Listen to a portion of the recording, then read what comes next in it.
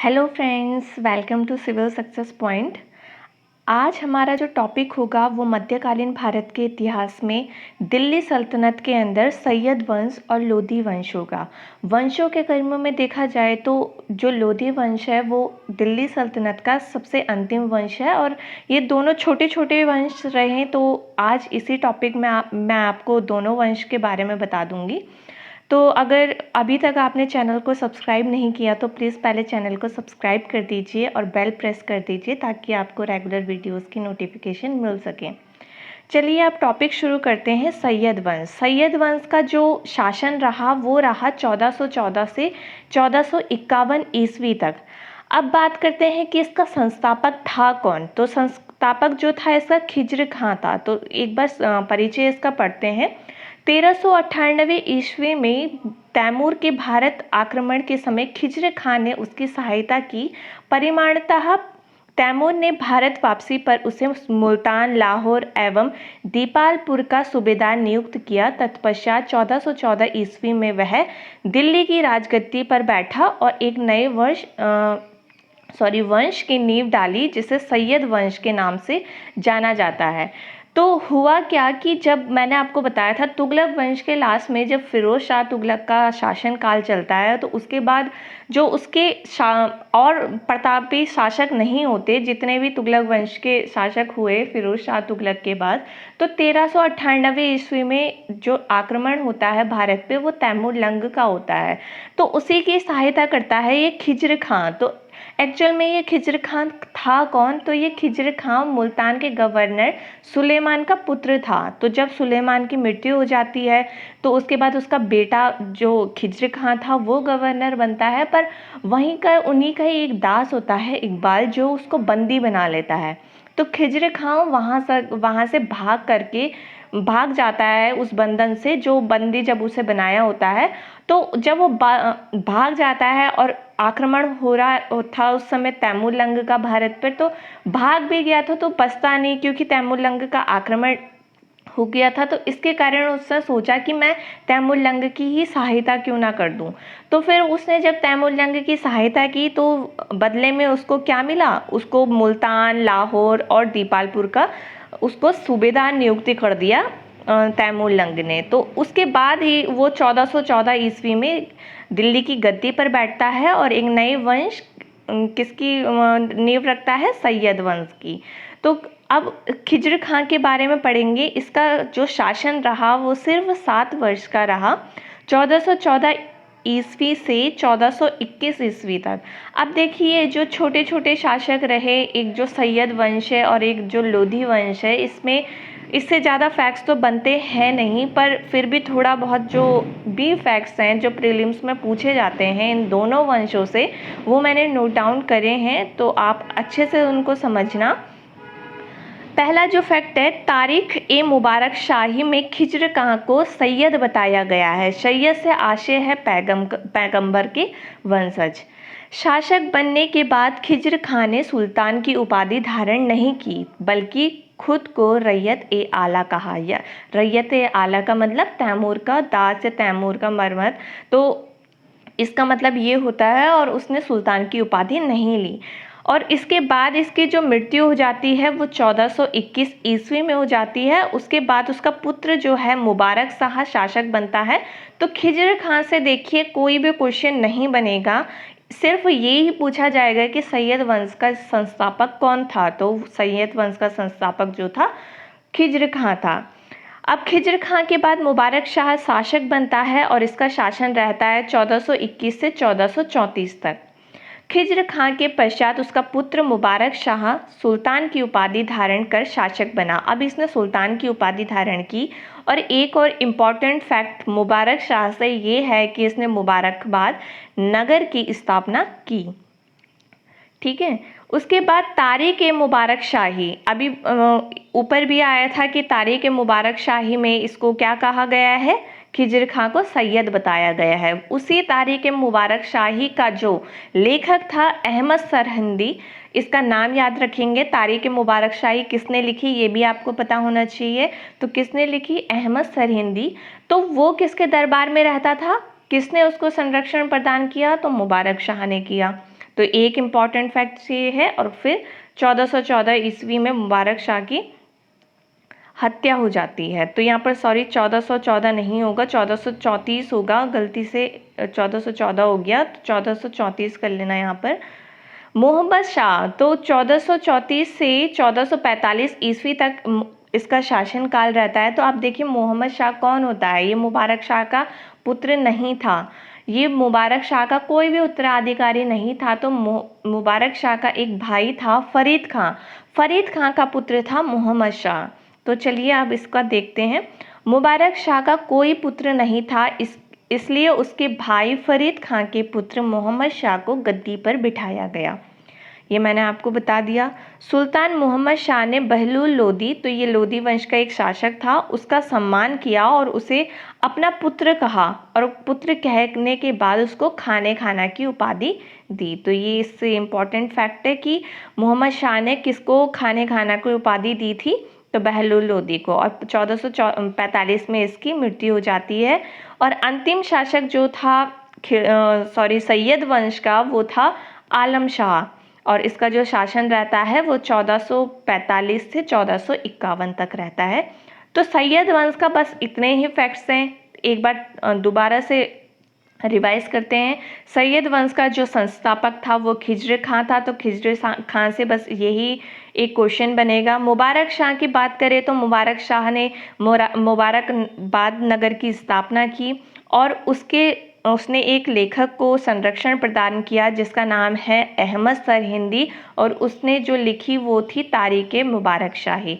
मोहम्मद शाह की बात करते हैं तो उसने एक बहलुल लोदी को अपना पुत्र कह कर के उसे खाने खाना की उपाधि दी। अब चलिए बात करते हैं, और अंतिम शासक पूछा जाए सैयद वंश का तो आलम शाह। अब बात करते हैं लोधी वंश की। लोधी वंश का जो समय रहा, शासन रहा, वो रहा 1451 से 1526 ईस्वी तक। कब तक? पानीपत के प्रथम युद्ध तक। ठीक है, आपको पता होगा, सबको पता होगा कि 1526 में पानीपत का प्रथम युद्ध होता है, तो तब तक ही लोधी वंश का जो है शासनकाल रहता है। परिचय पढ़ते हैं इसका। सल्तनत युग में दिल्ली के सिंहासन पर राज्य करने वाले राजवंशों में लोधी वंश अंतिम था। बहलुल लोदी द्वारा दिल्ली सल्तनत में प्रथम अफगान वंश की नींव रखी गई। अब देखिए अफगान वंश है ये, अभी तक जो पढ़ रहे थे, जितने भी वंश अभी तक पढ़े गए दिल्ली सल्तनत में, वो तुर्क वंश थे। ये पहला है अफगान वंश। तो अफगान वंश की नींव रखी गई। इसके कुल 3 शासक हुए, बहलुल लोदी, सिकंदर लोदी और इब्राहिम लोदी। तो इन तीनों के ही बारे में हमने पढ़ना है। एक बहलुल लोदी के बारे में पढ़ेंगे, एक सिकंदर लोदी के बारे में पढ़ेंगे, और एक इब्राहिम लोदी के बारे में पढ़ेंगे। तो बहलुल लोदी, इसका जो शासन रहा वो 1451 से 1490 ईस्वी तक रहा। तो बहलुल लोदी सुल्तान बनने से पहले सरहिंद का सूबेदार था। तो ये पूछा जाता है कि जो बहलुल लोदी था वो कहाँ का सूबेदार था, तो सरहिंद का सूबेदार था। बहलुल लोदी बहलोल शाह गाजी की उपाधि के साथ दिल्ली का शासक बना। तो ये आपको ध्यान में रखना है कि बहलुल लोदी ने कौन सी उपाधि धारण की थी, तो बहलोल शाह गाजी की। उसने बहलोल सिक्का चलाया। तो इससे ज़्यादा क्वेश्चन नहीं बनेंगे, एक यही पूछा जाएगा कि बहलुल लोदी सुल्तान बनने से पहले कहाँ का सूबेदार था, तो सरहिंद का, और वो लोधी वंश का संस्थापक था, और इसने एक उपाधि धारण की थी बहलोल शाह गाजी की, और 1490 में इसकी मृत्यु हो जाती है। अब बात करते हैं सिकंदर लोदी की। तो सिकंदर लोदी से थोड़ा अगर देखा जाए और शासकों के बजाय इससे थोड़ा ज़्यादा क्वेश्चन बनते हैं। तो इसका जो शासन रहा वो रहा 1490 से 1517 ईस्वी तक। ठीक है, बहलुल लोदी की मृत्यु के बाद उसका पुत्र निज़ाम खां सुल्तान सिकंदर शाह की उपाधि धारण कर सिंहासन रूढ़ हुआ, जो बाद में सिकंदर लोदी के नाम से प्रसिद्ध हुआ। तो देखिए सबसे पहली बात, तो सिकंदर लोदी का जो नाम था वो क्या था, रियल नाम जो था, वास्तविक नाम या बचपन का नाम, वो था निज़ाम खां। तो ये ही जो है उसके बाद शासक बनता है और सिकंदर लोदी के नाम से प्रसिद्ध होता है। 1504 ईस्वी में इसने आगरा शहर की स्थापना की और बाद में उसे राजधानी बनाया। तो बात करें अगर स्थापना करने की तो 504 ईस्वी में बनाया, और राजधानी बनाने की बात करें तो 1506 में उसने राजधानी बनाया। तो इसको आपको इसके सन भी याद होने चाहिए कि 1504 में शहर की स्थापना हुई, आगरा शहर की, और 1506 में राजधानी बनाया। उसने कृषि विकास के लिए एवं भूमि माप के लिए गजे सिकंदरी चलवाया। तो ये आपको याद रखना है। ये वैसे नाम से पता चल जाएगा कि किसने चलवाया, तो इस टाइप के क्वेश्चन नहीं बनते जो कि नाम से पता चल जाते हैं, पर फिर भी कुछ फैक्ट्स होते हैं जो कि आपको पता होने चाहिए। वह फारसी भाषा का जानकार था और फारसी में गुल रुखी उपनाम से कविताएं लिखता था। ये क्वेश्चन बहुत बार बना है कि कौन ऐसा शासक था दिल्ली सल्तनत का या लोधी वंश का, कुछ भी आ सकता है, तो कौन था जो कि गुल रुखी उपनाम से कविताएं लिखता था? तो वो था सिकंदर लोधी, और ये बहुत बार क्वेश्चन आ चुका है। लास्ट देखते हैं, सिकंदर लोधी की मृत्यु 1517 ईस्वी में गले की बीमारी के कारण हो गई। तो इससे 2-3 फैक्ट्स थे वो बनेंगे। एक आगरा शहर की स्थापना, उसका जो नाम था निज़ाम खां बचपन का, और वो गुलरुखी उपनाम से कविताएं लिखता था। अब बात करते हैं इब्राहिम लोदी की। तो इसका जो शासन रहा वो रहा 1517 से 1526 ईस्वी तक। ठीक है, तो अब इसके बारे में पढ़ते हैं। सिकंदर लोधी की मृत्यु के बाद उसका बड़ा पुत्र इब्राहिम लोधी 1517 ईस्वी में गद्दी पर बैठा। इसी के समय बाबर का अभियान हुआ। ठीक है, 1518 ईस्वी में उसका खतौली के युद्ध में मेवाड़ के शासक राणा संगा से सामना हुआ, जिसमें इब्राहिम की हार हुई। तो पहली हार उसकी यहाँ हो जाती है। ठीक है, खतौली के युद्ध में, और जीतता कौन है? राणा सांगा। ठीक, अब याद रखेंगे आप एक एग्जैक्ट डेट पानीपत के प्रथम युद्ध की।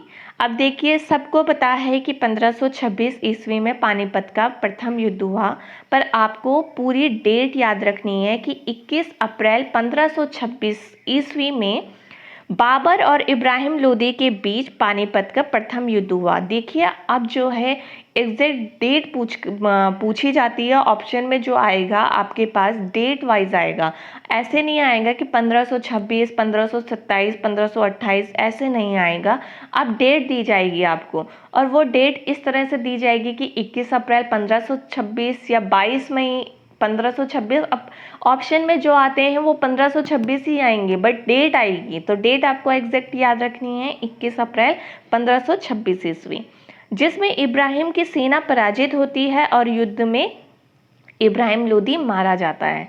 ठीक है, इब्राहिम लोदी की मृत्यु के साथ ही दिल्ली सल्तनत का अंत हो गया और दिल्ली पर एक नए राजवंश मुगल वंश की स्थापना हुई। तो ये आपको पता होगा कि इसी के साथ जो है लोधी वंश जो है अंतिम वंश था दिल्ली सल्तनत का, और इब्राहिम लोदी की मृत्यु के साथ ही जो है दिल्ली सल्तनत का अंत हो जाता है। उसके बाद दिल्ली पर एक नए राजवंश मुगल वंश की स्थापना होती है। अब देखिए कुछ नोट, कुछ फैक्ट्स देखिए। अन्य फैक्ट्स जो हैं, बाबर को निमंत्रण कौन देता है? अब देखिए, इब्राहिम लोदी से जो है संबंध किस किस के खराब थे? तो आलम खां जो इब्राहिम लोदी का चाचा था, और दौलत खां जो कि लाहौर का शासक था। तो इन दोनों ने ही बाबर को निमंत्रण दिया था भारत पे आक्रमण करने की। ठीक है, तो ये पूछा जाता है कि बाबर को निमंत्रण दिया किसने था? तो इब्राहिम लोदी का जो चाचा था आलम खां ने, और दौलत खां जो कि लाहौर का शासक था। अब ये पहला युद्ध था अभी तक का, जितना भी इतिहास अभी तक पढ़ा उसमें पहला युद्ध ऐसा था जिसमें तोप का प्रथम बार प्रयोग किया गया। अब देखिए, इसके बाद जो जितने भी युद्ध होंगे उसमें तोप का जो है यूज़ होगा ही होगा, तोप का प्रयोग होगा ही होगा, क्योंकि तोप का प्रयोग पहली बार हो चुका है। तो तोप का प्रथम बार उपयोग किया गया कब? पानीपत के प्रथम युद्ध में। और किसके द्वारा किया गया था? तो बाबर की सेना के द्वारा। ठीक है, अब इसमें अब देखिए पहला प्रयोग है।